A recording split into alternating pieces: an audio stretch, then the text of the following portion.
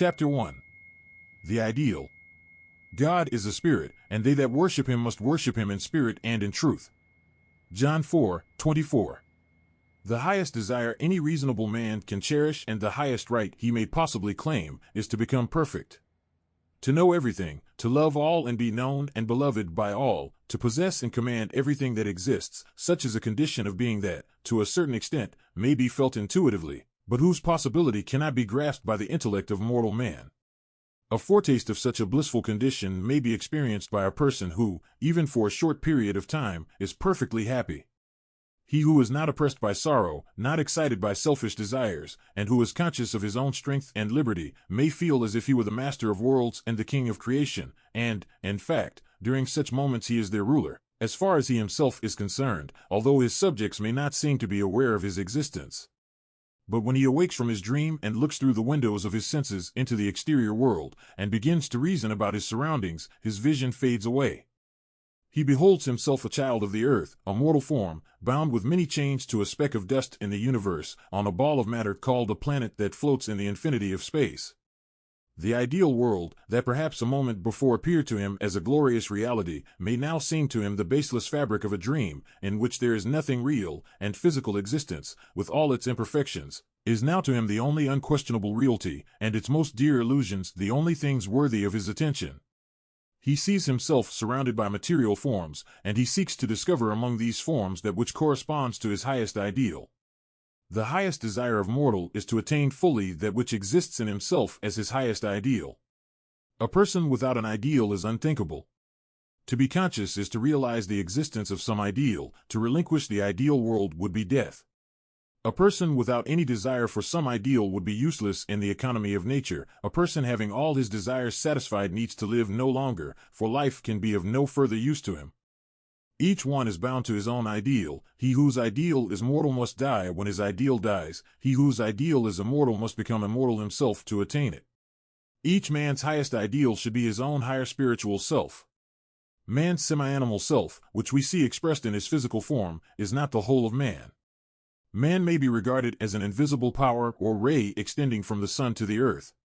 Only the lower end of that ray is visible, where it has evolved an organized material body, by means of which the invisible ray draws strength from the earth below. If all the life and thought force evolved by the contact with matter are spent within the material plane, the higher spiritual self will gain nothing by it. Such a person resembles a plant developing nothing but its root. When death breaks the communication between the higher and lower, the lower self will perish, and the ray will remain what it was, before it evolved a mortal inhabitant of the material world.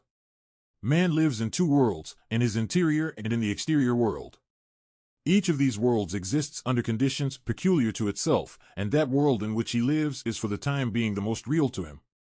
When he enters into his interior world during deep sleep or in moments of perfect abstraction, the forms perceived in the exterior world fade away, but when he awakes in the exterior world the impressions received in his interior state are forgotten, or leave only their uncertain shadows on the sky. To live simultaneously in both worlds is only possible to him who succeeds in harmoniously blending his internal and external worlds into one. The so-called real seldom corresponds with the ideal, and often it happens that man, after many unsuccessful attempts to realize his ideals in the exterior world, returns to his interior world with disappointment and resolves to give up his search. But if he succeeds in the realization of his ideal, then arises for him a moment of happiness, during which time, as we know it, exists for him no more. The exterior world is then blended with his interior world. His consciousness is absorbed in the enjoyment of both, and yet he remains a man. Artists and poets may be familiar with such states. An inventor who sees his invention accepted, a soldier coming victorious out of the struggle for victory, a lover united with the object of his desire, forgets his own personality and is lost in the contemplation of his ideal.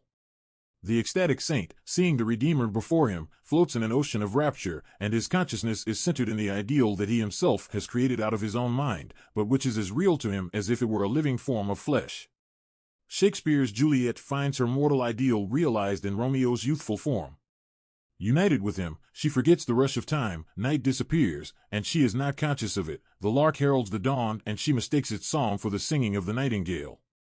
Happiness measures no time and knows no danger. But Juliet's ideal is mortal and dies. Having lost her ideal, Juliet must die, but the immortal ideals of both become again one as they enter the immortal realm through the door of physical death. But as the sun rose too early for Juliet, so all evanescent ideals that have been realized in the external world vanish soon. An ideal that has been realized ceases to be an ideal. The ethereal forms of the interior world, if grasped by the rude hand of mortals and embodied in matter, must die. To grasp an immortal ideal, man's mortal nature must die before he can grasp it. Low ideals may be killed, but their death calls similar ones into existence. From the blood of a vampire that has been slain, a swarm of vampires arises.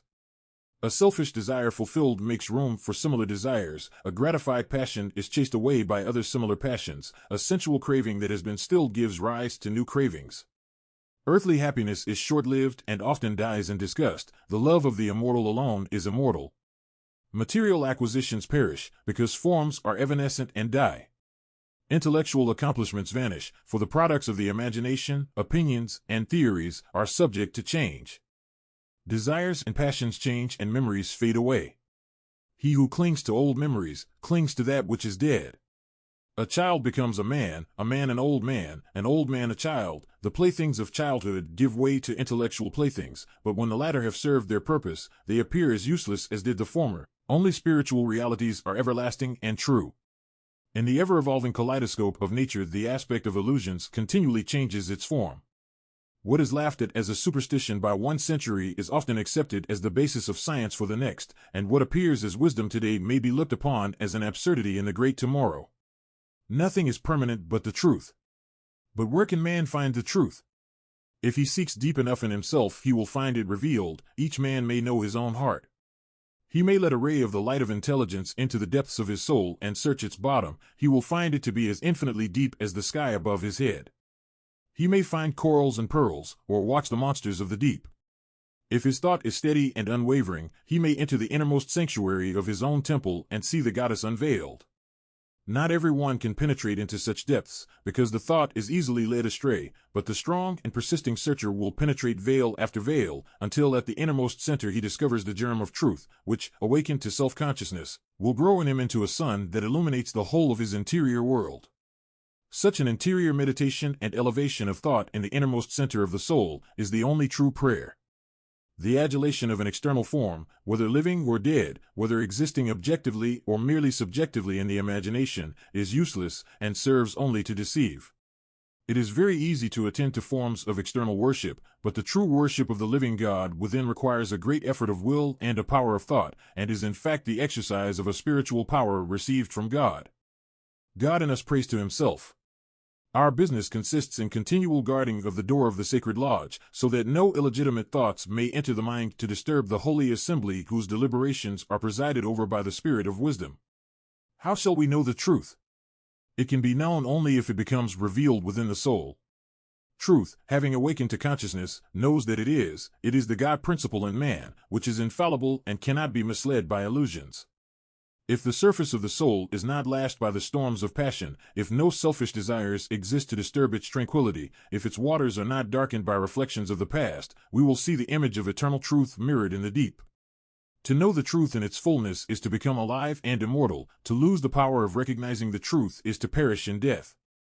The voice of truth in a person that has not yet awakened to spiritual life is the still small voice that may be heard in the heart, listened to by the soul, as a half-conscious dreamer listens to the ringing of bells in the distance. But in those that have become conscious of life, having received the baptism of the first initiation administered by the Spirit of God, the voice heard by the newborn ego has no uncertain sound, but becomes the powerful word of the Master. The awakened truth is self-conscious and self-sufficient. It knows that it exists. It stands higher than all theories and creeds and higher than science. It does not need to be corroborated by recognized authorities. It cares not for the opinion of others, and its decisions suffer no appeal. It knows neither doubt nor fear, but reposes in the tranquility of its own supreme majesty. It can neither be altered nor changed. It always was and ever remains the same, whether mortal man perceives it or not. It may be compared to the light of the earthly sun, that cannot be excluded from the world, but from which man may exclude himself. We may blind ourselves to the perception of the truth, but the truth itself is not thereby changed. It illuminates the minds of those who have awakened to immortal life. A small room requires a little flame, a large room a great light for its illumination, but in either room the light shines equally clear in each. In the same manner the light of truth shines into the hearts of the illumined with equal clearness, but with a power differing according to their individual capacity. It would be perfectly useless to attempt to describe this interior illumination. Only that which exists relatively to ourselves has a real existence for us, that of which we know nothing does not exist for us. No real knowledge of the existence of light can be furnished to the blind, no experience of transcendental knowledge can be given to those whose capacity to know does not transcend the realm of external appearances. There is nothing higher than truth, and the acquisition of truth is therefore man's highest ideal. The highest ideal in the universe must be a universal ideal. The constitution of all men is built according to one universal law, and the highest ideal must be the same to all and attainable to all, and in its attainment all individuals become reunited. As long as the soul of man does not recognize the highest ideal in the universe, the highest one which he is able to recognize will be the highest to him, but as long as there still exists a higher one than the one he perceives, the higher will unconsciously attract him, unless he forcibly and persistingly repulses its attraction. Only the attainment of the highest ideal in the universe can give eternal and permanent happiness, for having attained the highest there is nothing left that could possibly be desired. As long as there is still a higher ideal for man, he will have aspirations to reach it, but having reached the highest all attraction ceases, he becomes one with it and can desire nothing more. There must be a state of perfection which all may reach and beyond which none can advance, until the universe as a whole advances beyond it. All men have the same right to reach the highest, but not all have the same power developed. Some may reach it soon, others may lag on the road, and perhaps the majority may fall and have to begin again at the foot of the ladder. Each ripe acorn that falls from an oak has the inherent capacity to develop into an oak, but not each finds the same conditions for development. Some may grow, a few may develop into trees, but the majority will enter into decomposition to furnish material out of which new forms may be developed. The highest truth in its fullness is not known to man in the mortal form. Those that have attained to a state of perfect consciousness of infinite truth are not imprisoned in a limited form, they belong to a formless tribe, they could not be one with an universal principle if they were tied by the chains of personality. A soul expanded, so that the prison house of flesh can hold it no more, will require that prison house no longer. Flesh and blood is only required to shelter the spirit in the infancy of his development, as long as he has not attained full power. The clothes of skin were needed to protect him against the destructive elementary influence of the sphere of evil as long as he could not rise above evil. Having attained the knowledge of evil and the power to subdue it, and having by the realization of the truth eaten from the tree of life and attained substantiality, he can protect himself by his own power, and requires his clothes of flesh no longer. Imperfectly developed man, unless he has become degraded, feels intuitively that which is true, but does not know the truth by direct perception. The externalist who reasons only from the plane of sensual perceptions is farthest from a recognition of the truth, because he mistakes the illusions produced by his senses for the reality, and repulses the revelations of his own spirit. The philosopher, unable to see the truth, attempts to grasp it with his logic, and may approach it to a certain extent, but he, in whom the truth has attained its own self-consciousness, knows the truth because he is himself one with it. Such a state is incomprehensible to the majority of men, to scientists and philosophers as well as to the ignorant, and nevertheless men have existed, and exist today, who have attained it. They are the true theosophos, but not everyone is theosopher who goes by the name of theosophist, nor is everyone a Christ who is called a Christian. But a true theosopher and a true Christian are one and the same, because both are human forms in which the universal spiritual soul, the Christ or the light of divine wisdom, has become manifest. The terms Christian or theosophist, like so many other terms of a similar kind, have almost entirely lost their true meaning. A Christian nowadays means a person whose name is inscribed in the register of some so-called Christian church, and performs the ceremonies prescribed by that social organization, while a theosophist is said to be a visionary or dreamer. But a real Christian is something entirely different from a merely external one. The first Christians were a secret organization, a school of occultists, who adopted certain symbols and signs, in which to represent spiritual truths, and thus to communicate them to each other. A real theosophos is not a dreamer, but a most practical person. By purity of life he acquires the power to perceive higher truths than average man is able to see, and he understands the things which he sees, because he possesses a spiritual knowledge gained by many a life of self-denial and repeated reincarnations. As fundamental truth, the life of all things is only one. Men in all countries, having attained self-consciousness in it, have the same perception. This explains why the revelations of the sages are identical with each other. The truths revealed by a Jacob Bohm, Eckhart, or Paracelsus in Germany are essentially the same as those revealed by the Tibetan adepts. They only differ in extent and in mode of expression. A true Christian saint in England or France would tell the same tale as a real Brahmin in India or a truly wise Red Indian in America. Because all three, being in the same state of clear perception, would exactly see the same thing. The truth is there, visible to all who possess it, but each will describe what he sees according to his mode of thinking and in his own fashion. If, as the ignorant believe, all the visions of saints and lamas, sannyasi, and dervishes were only the result of hallucinations and fancies, not two of them, having never heard of each other, would have the same vision. A tree will be a tree to all who are able to see it, and if their sight is clear, no arguments will change it into an oyster. A truth will be seen as a truth by all who are able to see it, and no sophistry will change it into a lie. To know the whole truth is to know everything that exists. To love the truth above all is to become united with everything. To be able to express the truth in its fullness is to possess universal power. To be one with immortal truth is to be forever immortal. The capacity of perceiving the truth depends on the tranquility of the soul. The soul not being true cannot realize truth. It can at best dream of it as of something existing in another world. The sound of the voice of the truth cannot penetrate through the noise caused by the turmoil in the heart. Its light cannot break through the clouds of false theories and the smoke of opinions which inhabit the brain. To understand that voice and to behold that light distinctly and without any foreign admixture, heart and head should be at rest. To perceive the truth, purity of heart and self-control should go hand in hand, and it is therefore taught that men must become as unsophisticated as children and strong as lions before they can enter the sphere of truth. Head and heart, if united, are one, but if they act against each other they form the absurd two that produces illusions. The emotional maniac is only guided by his heart. The intellectual fool only listens to the dictates of his head. He lives in his head and knows not the heart. But neither the revelry of the emotions nor intellectual fanaticism discloses the truth. Only in the stillness that follows the storm, when the harmony of both is restored, can the truth be discovered. A man who only follows the dictates of his emotions resembles one who in ascending a mountain peak becomes dizzy, and losing his power to control himself, falls over a precipice. A man who is only guided by his sensual perceptions influencing his intellect is easily lost in the whirlpool of multifarious illusions. He is like a person on an island in the ocean examining a drop of water taken from the ocean, and being blind to the existence of the ocean from which that drop has been taken. But if heart and head are tuned to the divine harmonies of the invisible realm of nature, then will the truth reveal itself to man, and in him will the highest ideal see its own image reflected. We sometimes hear some people boast that they are controlled by their intellect, others are guided by their emotions. A free man is not controlled by either of the two. He is his own master, guiding his heart and his mind. By the power of the God in him, he controls the intellectual workings of his brain no less than the emotions of his heart. Heart and brain are not ourselves. They are instruments which have been lent to us by our Creator. They should not govern us, but we should govern them and use them according to the dictates of his wisdom.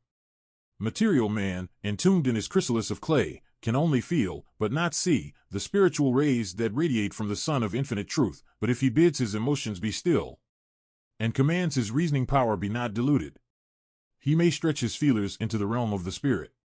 In dealing with the unseen, his heart should be used as a touchstone to examine the conclusions arrived at by the brain, and the brain should be employed like scales to weigh the decisions of the heart. But when the light of divine wisdom comes to his aid, there will be no more difference of opinion between the head and the heart. The perceptions of the one will be in harmony with the aspirations of the latter, because both will be joined in the light. Man is usually guided principally by his intellect, woman by her emotions. Man represents intelligence, woman the will. To reason from external appearances has become a necessity to men in consequence of their material organization, which like a shell surrounds their soul. But if the innermost spiritual man, sleeping in every heart, awakens to life, he emits a light that penetrates through the veil of matter and illuminates the mind. If this germ of divinity, hidden in the center, awakens, it emits a spiritual light, which reaches from man to the stars and to the utmost limits of space, and by the help of that divine light the mind may perceive and penetrate into the deepest mysteries of the universe. Those who are able to know the truth by direct perception do not need to be informed of it by others. The whole of the visible and invisible realm lies open before them, like a book in whose pages they may read the whole history of the world.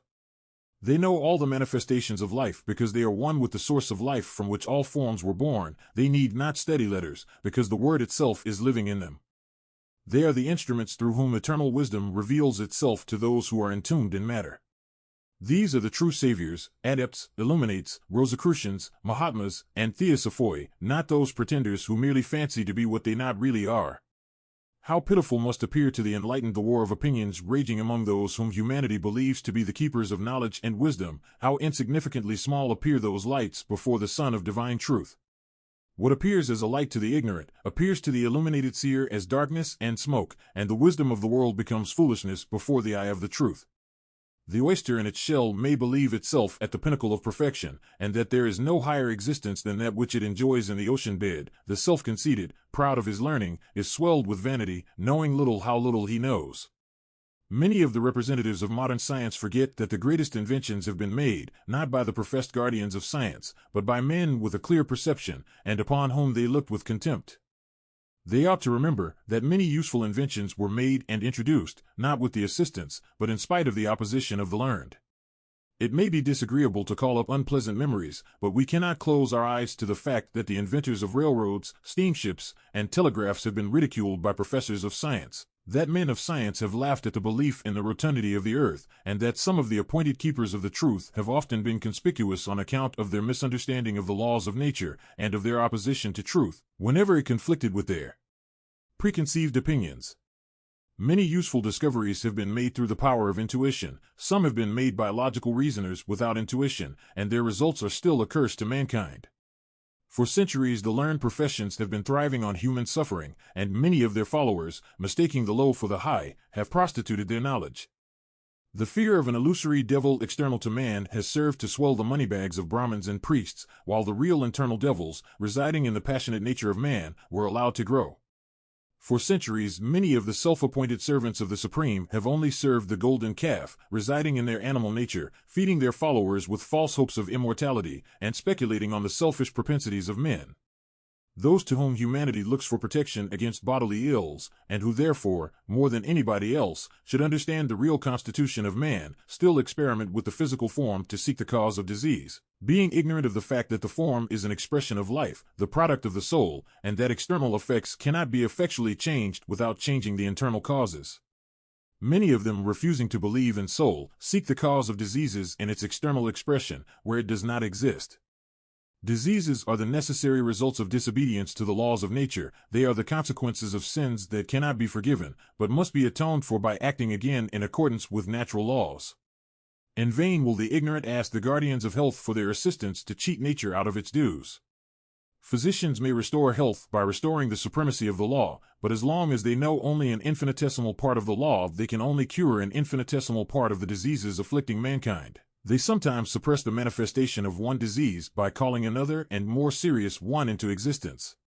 In vain will such investigators seek for the cause for epidemic diseases in places where such diseases may be propagated, but where they are not created. The soul of the world in which such causes reside cannot be seen with microscopes. It can only be recognized by a man capable of perceiving the truth. A true conception of the nature of man will lead to the comprehension of the fact that man, being as a microcosm the true image, reflection, and representative of the macrocosm of nature. Nature has the same organization as man, although not the same external form. Having the same organs and functions, and being ruled by the same laws, the organism of nature is liable to experience diseases, similar to those experienced by the organism of man.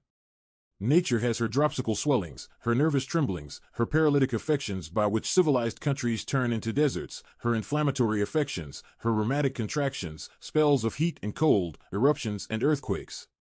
If our physicians knew the nature of man, they would also know the organization of nature as a whole, and understand more about the origin of epidemic diseases, of which they now know merely the external effects. What does modern medical science know of the constitution of man, whose life and safety is made to depend on that knowledge? It knows the form of the body, the arrangement of muscles, and bones, and organs, and it calls these constituent parts by names which it invented. Having no supersensual perceptions, it does not know the soul of man, but believes that his body is the essential man. If its eyes were open, it would see that this visible body is only the material kernel of the immaterial, but nevertheless substantial real man, whose soul essence radiates far into space, and whose spirit is without limits. and that the spirit is not merely within the body, but rather the body within the sphere of the spirit. They would know that in the life principle resides sensation, perception, consciousness, and all the causes that produce the growth of the form. Laboring under their fatal mistake, they attempt to cure that which is not sick, while the real patient is unknown to them. Under such circumstances, it is not surprising that the most enlightened physicians of our time have expressed the opinion that our present system of medicine is rather a curse than a blessing to mankind, and that our drugs and medicines on the whole do vastly more harm than good, because they are continually misapplied.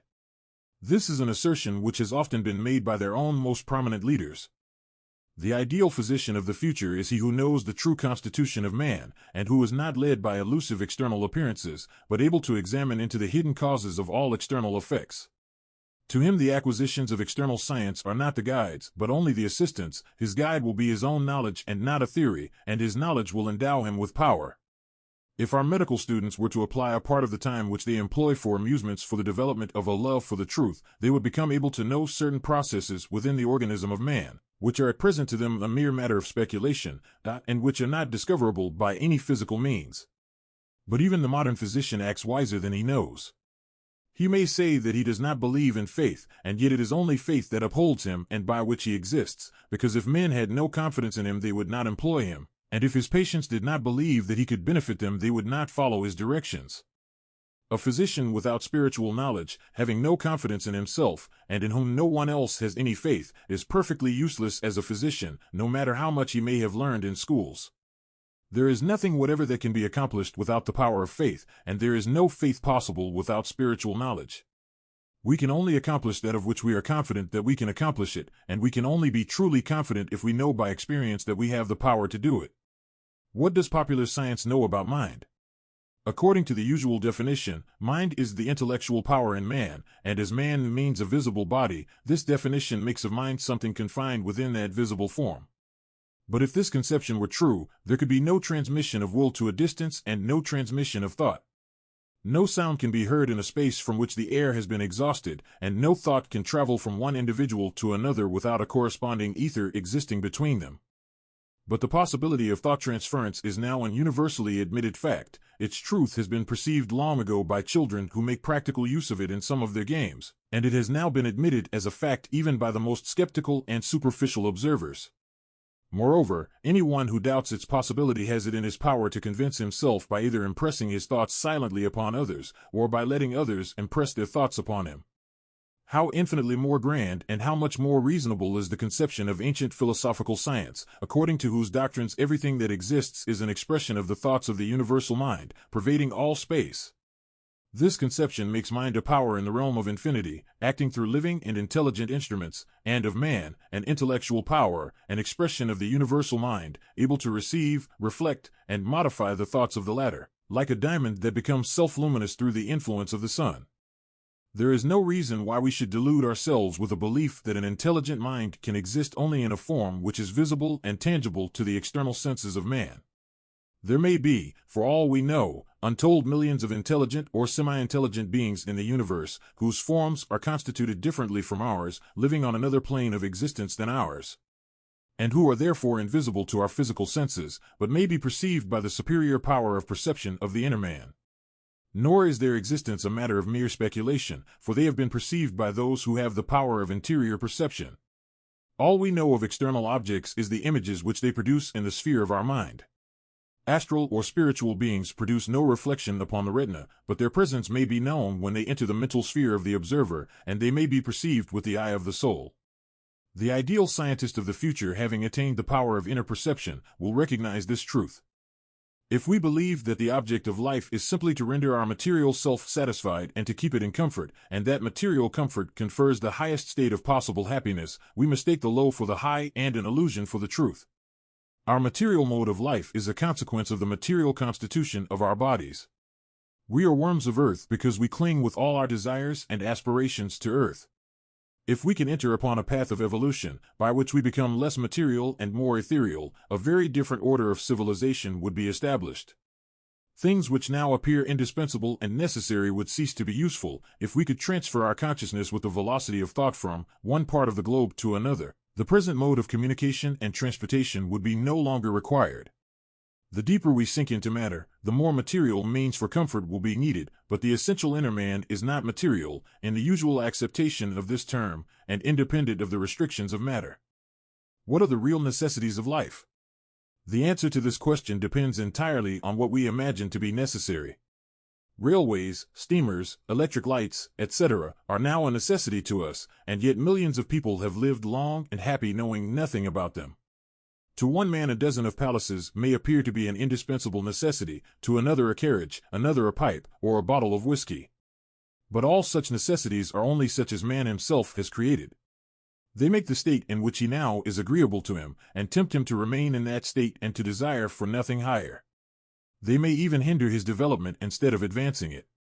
If we would rise into a higher state, in which we would no longer require such things, they would cease to be a necessity, and even become undesirable and useless. But it is the craving and the wasting of thought for the augmentation of the pleasures of the lower life which prevent man to enter the higher one.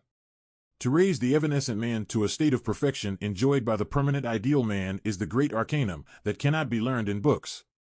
It is the great secret that may be understood by a child, but will forever be incomprehensible to him who, living entirely in the realm of his dreams, has no power to grasp it. The attainment of a higher consciousness is the magnum opus, the great work, of which the alchemists said that thousands of years may be required to perform it, but that it may also be accomplished in a moment, even by a woman while engaged in spinning. They looked upon the human mind as being a great alembic, in which the contending forces of the emotions may be purified by the heat of holy aspirations and by a supreme love of truth. They gave instructions how the soul of mortal man may be sublimated and purified from earthly attractions, and its immortal parts be made living and free. The purified elements were made to ascend to the supreme source of law, and descended again in showers of snowy whiteness, visible to all, because they rendered every act of life holy and pure. They taught how the base metals, meaning the animal energies in man, could be transformed into the pure gold of true spirituality, and how, by attaining spiritual knowledge and spiritual life, souls could have their youth and innocence restored and be rendered immortal. Their truths shared the fate of other truths. They were misunderstood and rejected by the ignorant, who continually clamor for truth and reject it when it is offered, and ridiculed by fools.